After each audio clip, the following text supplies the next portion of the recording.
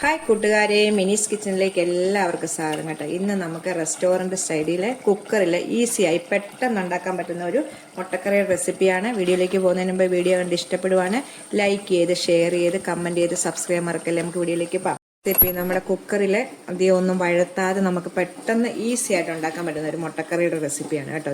അതിനായിട്ട് ഞാൻ കുക്കർ വെച്ചിട്ടുണ്ട്. വെള്ളം ഒന്ന് പോയിട്ട് നമുക്ക് ഇച്ചിരി എണ്ണ ഒഴിക്കാം. വെളിച്ചെണ്ണയാണ് ഒഴിക്കുന്നത് കേട്ടോ. വെളിച്ചെണ്ണ ഒഴിച്ചുണ്ടാക്കുമ്പോൾ നമുക്ക് നല്ല ടേസ്റ്റ് കിട്ടും കേട്ടോ. വെളിച്ചെണ്ണ ഒഴിച്ചിട്ടുണ്ട്. 1 ടേബിൾ സ്പൂൺ വെളിച്ചെണ്ണ ഒഴിച്ചിട്ടുണ്ട്. അത് ഈ എണ്ണയൊന്നും വേണ്ട. നമുക്കിതിന് പെട്ടെന്നാണ്, നമ്മൾ ഒത്തിരി വഴത്തിയൊന്നും കൈ കളയേണ്ട ആവശ്യമില്ല. നമുക്ക് പെട്ടെന്ന് ഉണ്ടാക്കാൻ പറ്റുന്ന ഒരു കുക്കറിലുള്ള ഒരു മുട്ടക്കറിയാണ്. എണ്ണ ഒഴിച്ചിട്ടുണ്ട്. എണ്ണ ചൂടാകുമ്പോൾ ഇച്ചിരി കടുകിടാം. കടുകിട്ടിട്ടുണ്ട്. ഇതിലേക്ക് 2 മുളകിടാം. അതുപോലെ തന്നെ 3 പച്ചമുളകിടാം. ഇതിലേക്ക് ഇച്ചിരി ഇഞ്ചിയും വെളുത്തുള്ളിയും ചതച്ചതിടാം. ഇതുപോലെ ഒന്ന് വഴറ്റി കൊടുക്കാം. പിന്നെ ഇഞ്ചിയുടെയും വെളുത്തുള്ളിയുടെയും ഒക്കെ ഒരു പച്ചച്ചവ മാറുമ്പോഴത്തേക്ക് ഇതിലേക്ക് നീളത്തിലരിഞ്ഞ ഞാൻ 3 മുട്ടയുടെയാണ് കാണിക്കുന്നത് കേട്ടോ. നമ്മുടെ വീട്ടിലുള്ള അംഗങ്ങളുടെ അനുസരിച്ച് നമുക്ക് മുട്ട എടുക്കാം. ഇപ്പം ഞാൻ 2 സബോള നീളത്തിലരിഞ്ഞത് ഇട്ടിട്ടുണ്ട് കേട്ടോ.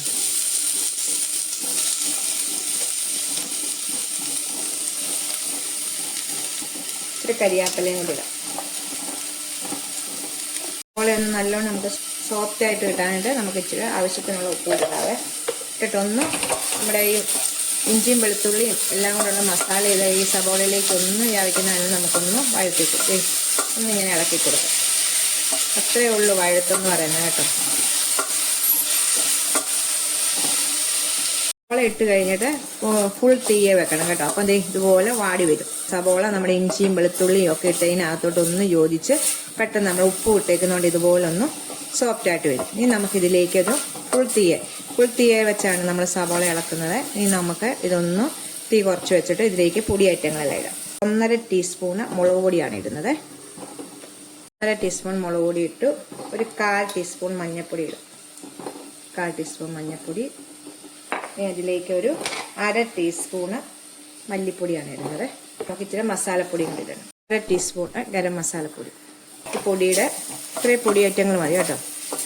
ഈ പൊടിയുടെ പച്ച ഇത് മാറുന്നിടം വരെ ഒന്ന്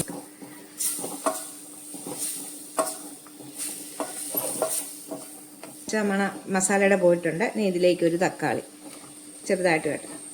തക്കാളിയും കൂടെ നമുക്കിത് ഈ മസാലയിലേക്കൊന്ന് ഒന്ന് ഇളക്കി കൊടുക്കാവേ. ഇത്രയും മതി. മസാലയോട് നമ്മൾ ആ തക്കാളി ഒന്ന് ചേർന്നാൽ മതി. ഇനി ഇതിലേക്ക് ചൂടുവെള്ളമാണ് ഒഴിക്കേണ്ടത്.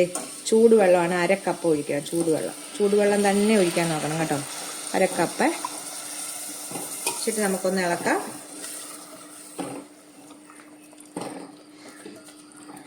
വെച്ചിട്ട് മീഡിയം തീയിൽ 2 വിസിൽ കേട്ടോ. 2 വിസിലാകുമ്പോഴത്തേക്ക് നമ്മൾ തീ ഓഫ് ചെയ്തിട്ട് ഇതിൻ്റെ എയർ എല്ലാം പോകുന്നിടം വരെ നമുക്ക് വെക്കാം. രണ്ടാമത്തെ വിസിലും വന്നിട്ടുണ്ട്.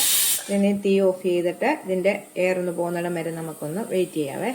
ഇത് ആവിയെല്ലാം പോയിട്ടുണ്ട്. നമുക്കൊന്ന് തുറന്ന് നോക്കാം കേട്ടോ.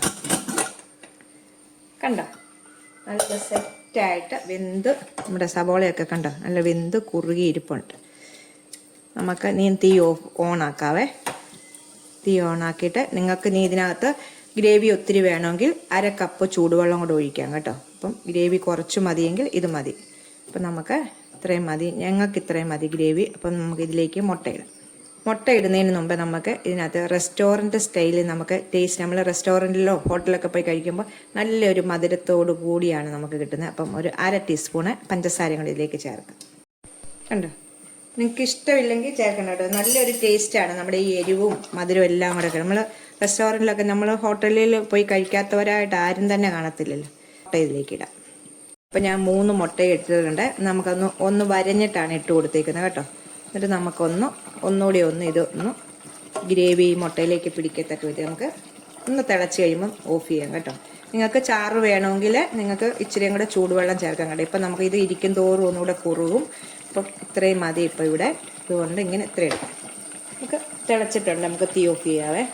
ഓഫ് ചെയ്യുന്നതിന് മുമ്പ് ഉപ്പൊക്കെ ഉണ്ടോ, നമ്മൾ ആദ്യമേ കുറച്ച് ഇട്ടിട്ടുള്ളായിരുന്നു. അപ്പോൾ ഉപ്പുണ്ടോ എന്ന് നോക്കണം. അപ്പോൾ ഇച്ചിരി സ്വല്പം ഉപ്പിൻ്റെ കുറവുണ്ട് കേട്ടോ. സ്വല്പം ഉപ്പ് കൂടെ ഇടുവാണ്. തീ ഓഫ് ചെയ്യാം കേട്ടോ. ഉപ്പിട്ടാലും തീ ഓഫ് ചെയ്ത് ഈ ചൂടോടുകൂടി അത് അങ്ങ് അലിഞ്ഞു പോക്കും കേട്ടോ. അപ്പം ഞാൻ തീ ഓഫ് ചെയ്തിട്ടുണ്ട്. കണ്ടോ, ഇരിക്കും തോറും ഇത് കുറുകി വരും. പെട്ടെന്നല്ലേ ഇത്, നമ്മൾ വഴുത്തി കൈയൊന്നും മെനക്കെടുത്തണ്ട, പെട്ടെന്ന് നമുക്കിത് ഈസിയായി ഉണ്ടാക്കാൻ പറ്റും. ഓഫ് ചെയ്തിട്ട് ഒരു 2 മിനിറ്റോളം ഇങ്ങനെ വെച്ചായിരുന്നു കേട്ടോ. ഒന്ന് മൂടി വെച്ചായിരുന്നു കേട്ടോ. കുറെ അടച്ചിട്ടല്ല, ചുമ്മാ ഒന്ന് മൂടി വെച്ചായിരുന്നു കണ്ടോ. ഇരിക്കും തോറും നമുക്ക് ഇത് കുറുകി വിട്ടു ചാറ്. അപ്പം നമുക്കൊരു പ്ലേറ്റിലേക്ക് മാറ്റാം കേട്ടോ. നമ്മൾ പ്ലേറ്റിലേക്ക് മാറ്റിയിട്ടുണ്ടായിരുന്നു. അപ്പോൾ എല്ലാവരും ഒന്ന് ട്രൈ ചെയ്ത് നോക്കണം. അടുത്തൊരു വീഡിയോ കാണാം. ടാറ്റാ.